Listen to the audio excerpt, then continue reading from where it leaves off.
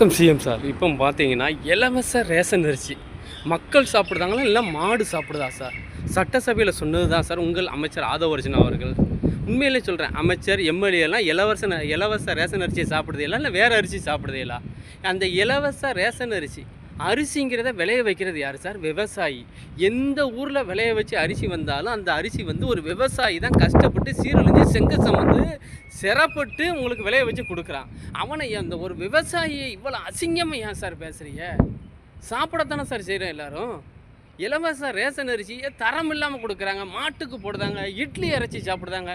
ஏன் உங்கள் வீட்டில் இலவச ரேஷன் அரிசியை வாங்கி நீங்கள் சாப்பிடுங்க, யார் வேண்டாமுன்னா? இலவச மருந்துன்னா எப்படி சார்? உங்களை யார் சார் இலவசம் கொடுக்க சொன்னால்? தாய் மாமன் தங்க மோதிர திட்டம் இலவசம் யாருக்கு சார்? இலவச பேருந்து போய் நாங்கள் கேட்டோமா சார்? இலவசத்தை நிப்பாட்டுங்க சார், மக்களுக்கு வேண்டாம் சார். இலவச ஆஸ்பத்திரியில் யார் போய் ட்ரீட்மெண்ட்டு பார்க்கா? நீங்கள் முதல்ல அமைச்சர் எம்எல்ஏ போய் நீங்கள் போய் முதல்ல ட்ரீட்மெண்ட் பாருங்கள், பார்த்துட்டு இந்த மக்களை போய் பார்க்க வைங்க. இலவச ஆஸ்பத்திரியில் என்னென்ன நடக்குன்னு உங்களுக்கு அப்போ தான் தெரியும். நீங்கள் மட்டும் உங்களுக்கு இதய ஆப்ரேஷனு, கால் ஆப்ரேஷன், கை ஆப்ரேஷன், கண் வெளிநாட்டில் போய் நீங்கள் பண்ணுதிய, சட்டசபையில் இதெல்லாம் ஏன் பேசுறிய? நீங்கள் ஆஸ்பத்திரியில் போய் பண்ணிவிட்டு அதுக்கப்புறம் பேசணும். அமைச்சர் அவர்களே, உங்களுக்கு தான் ஆஸ்பத்திரி நிறைய இருக்குது, கோடியாக பணம் வச்சுருக்கிய.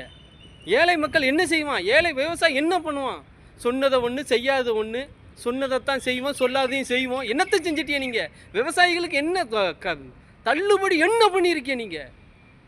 ரேஷன் அரிசியை பற்றி பேச உங்களுக்கு என்ன அருகதை இருக்குது? தமிழ்நாட்டில் தான் இருக்கலாம், வேற எங்கேயும் இருக்கீங்களா? ரேஷன் அரிசி உண்மையிலே விவசாயிகளை நீங்கள் வேதனைப்படுத்தாதீங்க.